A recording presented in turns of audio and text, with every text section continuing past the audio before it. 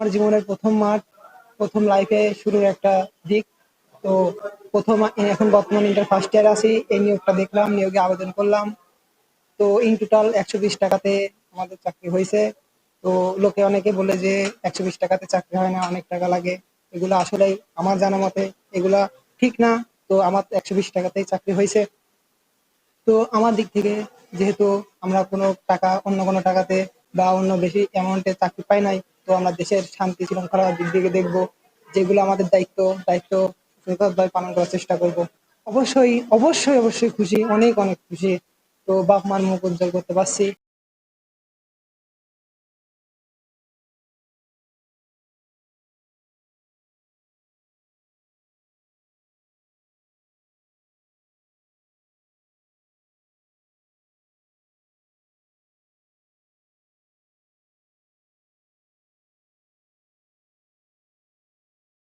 আমি একজন মধ্যবিত্ত ফ্যামিলির ছেলে।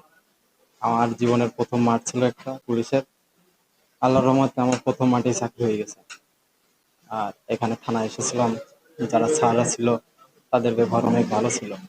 তারা আমাদের অনেক সাহায্য সহযোগিতা করেছে, আমাদের ফুল দিয়ে সম্বর্ধনা জানাইছে, আমাদের মিষ্টি খাওয়াইছে, এবং তাদের ব্যবহারে আমরা অনেক খুশি হয়েছি। আর সব থেকে বড় কথা হলো, এই চাকরিটা পেয়ে আমার থেকে আমার বাবা মা বেশি খুশি হয়েছে।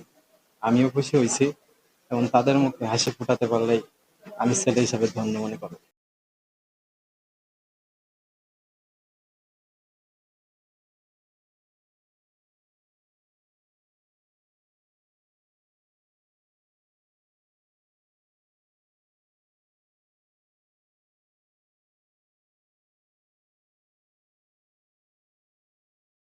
আমি প্রথমে ৫৬ টাকায় অ্যাপ্লাই করছিলাম, পরবর্তীতে আবার ৫৬ টাকায় রিটেনের ফি দিছিলাম।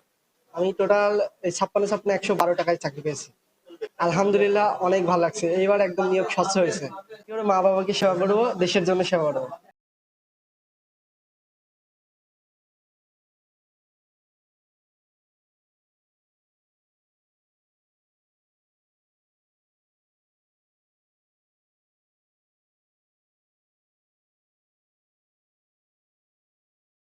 আমি একজন মধ্যবিত্ত ফ্যামিলির ছেলে।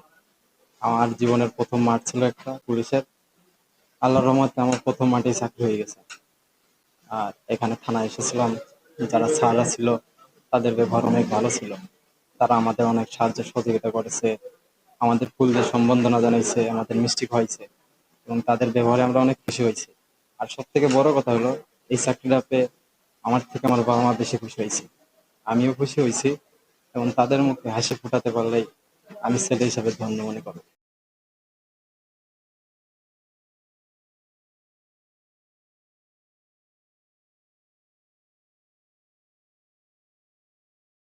নতুন পুলিশে যোগদান করছে।